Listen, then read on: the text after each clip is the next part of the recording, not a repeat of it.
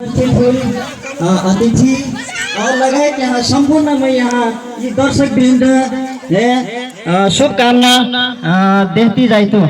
और मैं अध्यक्ष महोदय से फिर ये रिक्वेस्ट कर दो, मोरी भाषा कब कब दूसरा हो जाए, कब नेपाली में जाए, कब थारू में। और ये भिक्री जगह कार्यक्रम जो हमारी का मेल मिलाप कार्यक्रम हो, हमरे इन्हें छोट भाषा में साधारण भाषा में हमरे मेल मिलाप कार्यक्रम समझे पड़ल। और एक व्याख्या में भिक्री जगह कार्यक्रम के बारे में हमारा पूर्व अग्रज फिरादे वहाँ नहीं एक व्याख्या करी।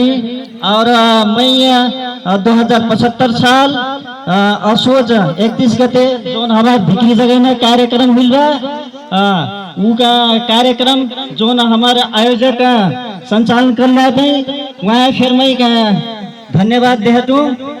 और बड़ा दशई और आईना शुभ दीपावली का उपलक्ष्य में सकून में मैं शुभकामना देती अपन छोट मंतव्य यही राखा दूँ।